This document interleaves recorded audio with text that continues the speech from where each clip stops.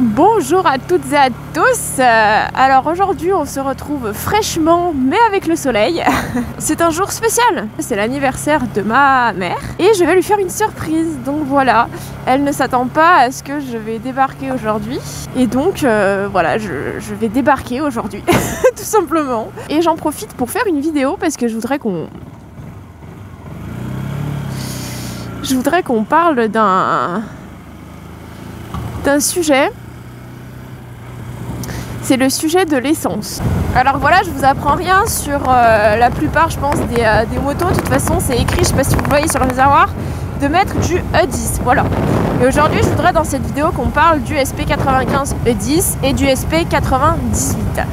Alors moi, il faut savoir que cette bécane, quand je l'ai récupérée, bah, c'est, je pense, ouais, une des premières questions que je me suis posée sur qu'est-ce que je vais lui donner à boire, quoi. Et j'ai fait un petit peu des recherches sur internet et c'est vrai qu'apparemment le SP98 serait meilleur pour le moteur, voilà, pour les performances aussi et puis pour le moteur en général. Et c'est vrai que du coup, depuis, bah, je la nourris avec du... Alors au début bah, j'avais pris du E10 parce que je savais pas trop. Et puis après je me suis mis à faire le plein avec du SP98. C'est vrai que bah, c'est super quoi. Et dernièrement, bon, bah, j'étais en Isère. J'étais en Isère avec ma moto. Et là, j'ai le voyant de la réserve qui s'allume. Donc bon, je me dis, allez, GPS, la station la plus proche, Leclerc, ok. Et là, non, c'était pas Leclerc, enfin, peu importe, je sais pas, c'était une station de service. Et dans cette station de service, parce que bah oui, il n'y a pas du SP98 de partout. Salut copain. Il n'y a pas du SP98 de partout et donc du coup là il n'y avait que du SP95 E10 mais je m'en fiche, je me suis dit bah c'est compatible, de toute façon j'ai pas le choix, je suis sur la réserve donc bah, j'en mets, il n'y a pas le choix. Et mais c'est vrai que ça faisait très longtemps que je lui en avais pas mis, je lui avais mis que du SP98. Voilà, donc du coup je me suis dit mais tiens, ça pourrait faire vraiment un sujet de vidéo hyper intéressant parce que je pense que bah il y a un peu peut-être les deux écoles là aussi sur cette pensée. Donc franchement je laisse l'espace des commentaires vraiment libre à votre intervention, mes chers abonnés, et pour ceux qui ne sont pas abonnés d'ailleurs je vous invite à vous abonner, c'est gratuit, vous ne manquerez aucune des vidéos de Yamté donc n'hésitez pas. Et donc voilà, dites-moi vous comment vous faites, est-ce que vous mettez vraiment du SP95 10, est-ce que vous mettez du SP98, pourquoi l'un et pas l'autre, voilà, ça m'intéresse de savoir aussi le pourquoi. Et si vous y connaissez peut-être un peu plus, bah, est-ce que vous avez vraiment des raisons qui sont de sources sûres, voilà. Et sinon un autre truc aussi, alors moi je sais, bah là on va parler, c'est une chaîne de moto, ok, mais on va aussi du coup parler dans cette vidéo de voiture, et pareil hein, on reste sur la thématique de l'essence, mais on va quand même parler de voiture. Alors moi il faut savoir qu'en tout là bah, j'en suis à ma 3e voiture, voilà, que je ne compte pas changer, voilà, hein, parce que bon, je vais un peu vous expliquer mon historique de voiture. Tiens, on va parler voiture, ça va être aussi hyper intéressant. Là aussi vous pourrez intervenir dans les commentaires, parce que je suis passionnée de conduite en général, voilà, bien que voilà, en voiture j'ai rien d'exceptionnel non plus, hein, c'est juste que j'aime conduire. Et du coup, alors moi j'ai commencé avec une Peugeot, une 206 édition pop art, elle était rouge, je sais même pas de quelle année elle était, je me rappelais plus, à sa date. Voilà, et c'était une diesel parce que je roulais beaucoup avant, parce que là où du coup je travaillais, bah, c'était à une trentaine de minutes de route, et donc du coup bah, l'aller-retour ça faisait 1 heure par jour de route quoi, donc bon, une essence c'était pas économique, donc autant prendre non pas une essence mais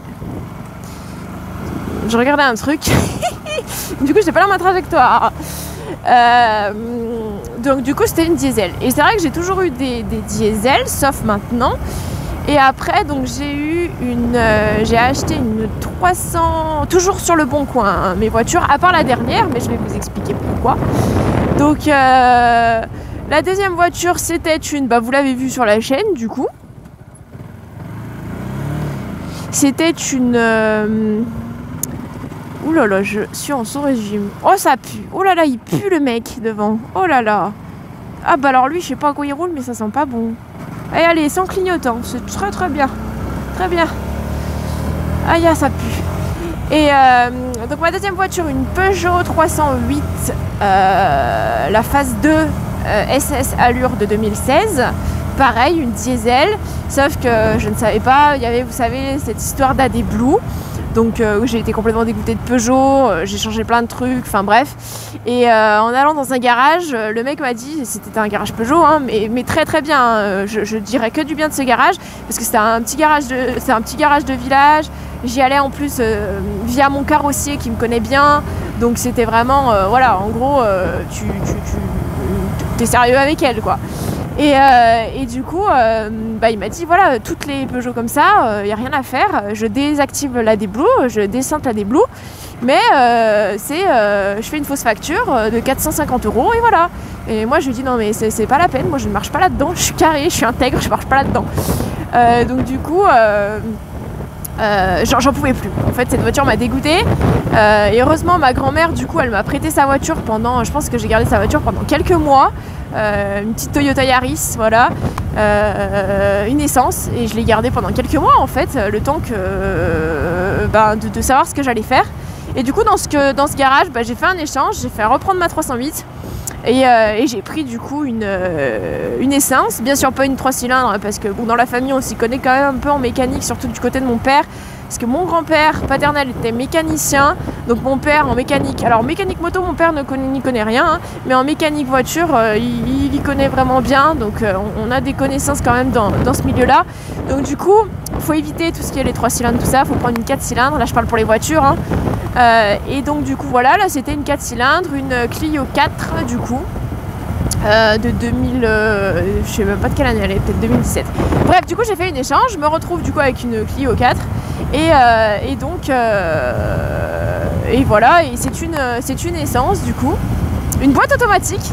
Alors je vous cache pas que j'appréhendais un petit peu au début parce que moi j'aime tellement conduire que le fait de passer les rapports, enfin les vitesses et tout ça, je me disais ça va pas me manquer. Et en fait j'en parlais avec ma conseillère du coup à la MAF, je suis assurée, et elle m'a dit au début pareil, je pensais qu'elle aime beaucoup conduire aussi, elle avait une Audi et tout ça, et en fait elle a tellement apprécié l'automatique, vraiment elle a tellement apprécié l'automatique. Parce que c'est pas fatigant tout ça, et je vous avoue que vraiment l'automatique c'est génial. En plus la 308 c'était une 120 chevaux en diesel, et là la Renault c'est une 120 chevaux mais elle a 6 chevaux, c'est pas 5 chevaux, elle a 6 chevaux les autres chevaux là. Et donc elle est vraiment puissante, elle dégage vraiment bien, mais bon après l'idée c'est d'avoir une conduite souple parce que sinon elle consommerait beaucoup. Et donc du coup c'est une essence et voilà, comme ça plus trop d'embêtements, et puis c'était pour des raisons aussi de besoin, je veux dire je conduis moins qu'avant. Enfin je peux conduire beaucoup, voilà, si je pars en vacances ou autre, mais en termes de trajet quotidien j'en fais beaucoup moins qu'avant du coup. Donc on va pas coucher là.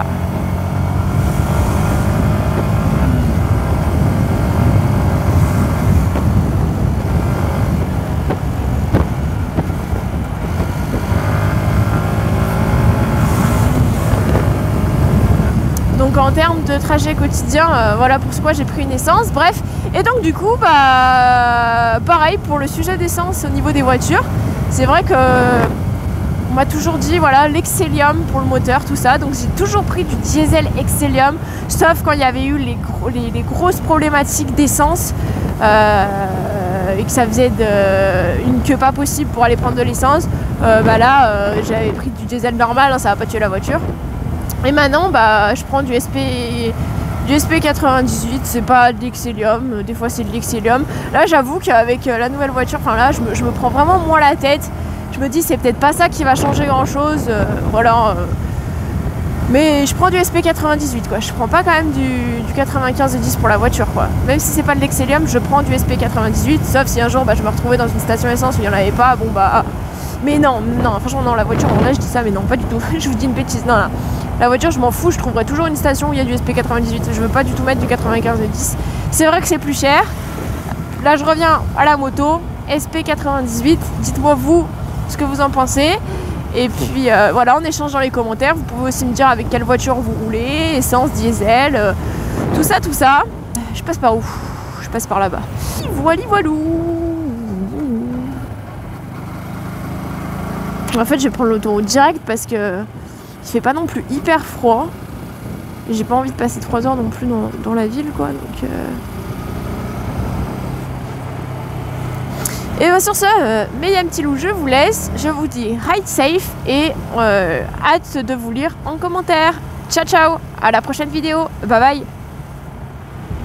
Également, vous pouvez retrouver mon Tipeee en description. Et si vous voulez donner librement, même 1 €, ça soutient toujours la chaîne et les créations de contenu liés autour de celle-ci et principalement de YouTube. Merci beaucoup mes abonnés. À la prochaine. Ride safe.